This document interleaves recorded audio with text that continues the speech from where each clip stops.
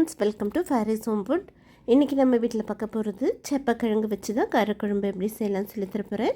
இந்த சேப்பக்கிழங்கு காரக்குழம்பு ரொம்ப சாப்பிட்றதுக்கு சூப்பராக இருக்கும். இதுக்கு சிம்பிளாக ஒரு முட்டை ஆம்லேட் கூட வச்சு சாப்பிட்லாம். பீன்ஸ், கேரட், கோஸ், கீரை பொரியலும் வச்சு சாப்பிட்லாம். இந்த சேப்பக்கிழங்கு காரக்குழம்புக்கு ஒன்றுமே இல்லைன்னா ஒரு அப்பளம் மட்டும் போதுங்க. வாங்க இந்த டேஸ்டியான சேப்பக்கிழங்கு காரக்குழம்பு எப்படி செய்யலான்னு பார்த்துடலாமா? வீடியோக்குள்ளே போய் பார்க்கலாம். சேப்பக்கிழங்கு காரக்குழம்பு பண்ணுறதுக்கு சின்ன ஆரஞ்சு சைஸில் புளி எடுத்துக்கோங்க. உங்களுக்கு எவ்வளோ புளிப்பு வேணுமோ அந்த அளவுக்கு நீங்கள் குழம்புக்கு புளிப்பு போட்டுக்கலாம். தண்ணி ஊற்றி நல்லா கரைச்சி எடுத்துக்கோங்க. இப்போ இது ஒரு பக்கம் இருக்கட்டும். இப்போ சேப்பக்கிழங்கு நான் இங்கே 1/4 கிலோ சேப்பக்கிழங்கு எடுத்திருக்கேன். நல்லா தண்ணியில் வாஷ் பண்ணி எடுத்துக்கோங்க. இப்போ சேப்பக்கிழங்கை கொஞ்சமாக தண்ணி ஊற்றி ஒரே ஒரு விசில் மட்டும் வேக வச்சு எடுத்துக்கோங்க. வேகலைன்னா இன்னொரு விசில் விட்டுக்கோங்க. இப்போ அப்படியே மூடி போட்டு விட்டுருங்க. இப்போ ஒரு விசில் வந்தாச்சு, ஸ்டவ் ஆஃப் பண்ணிடலாம். இப்போ பேன் வச்சுக்கோங்க, எண்ணெய் ஊற்றிக்கோங்க. எண்ணெய் சூடானதும் 1/4 டீஸ்பூன் வெந்தயம், 1/4 டீஸ்பூன் கடுகு, 1/4 டீஸ்பூன் சீரகம். கடுகு வெந்தயம் நல்லா பொரிஞ்சதும் இடித்து வச்சுருக்கிற 5-6 பல்லு பூண்டையும் போட்டுக்கலாம்.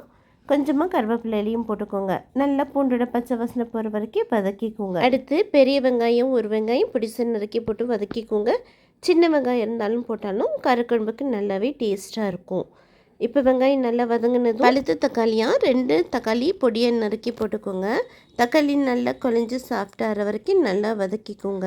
இப்போது 1/4 டீஸ்பூன் அளவுக்கு மஞ்சள் தூள், 1 டீஸ்பூன் சக்தி மிளகாய் தூள், 1 டீஸ்பூன் வீட்டில் அரைச்ச குழம்பு மிளகாய் தூள், 1 டீஸ்பூன் மல்லித்தூள் போட்டுக்கலாம். 3/4 டீஸ்பூன் உப்பும் போட்டுட்டு நல்லா மசாலா வாசனை போகிற வரைக்கும் நல்லா 1 நிமிஷம் வதக்கிக்கோங்க.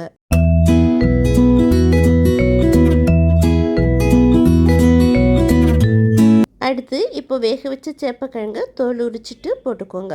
சேப்பக்கிழங்கையும் போட்டுட்டு நல்லா இந்த எண்ணெயிலேயே 1 நிமிஷம் நல்லா சொல்ல வதக்கிக்கோங்க.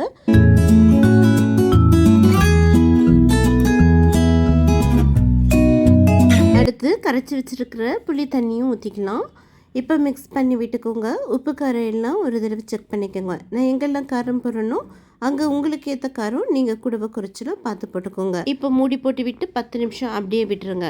இப்போ 10 நிமிஷத்துக்கு அப்புறம் பாருங்கள், மசாலா வாசனை எல்லாம் போய் நல்ல குழம்பு நல்ல கம்மன்னு காரக்குழம்பு வாசனையாக இருக்குது. ஒரு தடவை மட்டும் இந்த மாதிரி சேப்பக்கிழங்கு போட்டு காரக்குழம்பு செஞ்சு பாருங்கள், அவ்வளோ டேஸ்ட்டாக இருக்கும். இது சேப்பக்கிழங்குல அப்படியே உப்பு காரம் எல்லாம் பிடிச்சி குழம்பு சாப்பிட்றதுக்கே சூப்பராக இருக்கும்.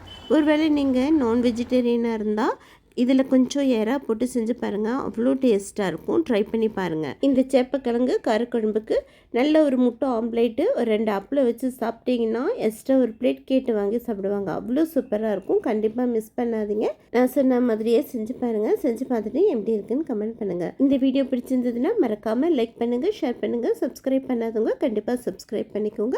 தேங்க்யூ ஃபார் வாட்சிங். பை.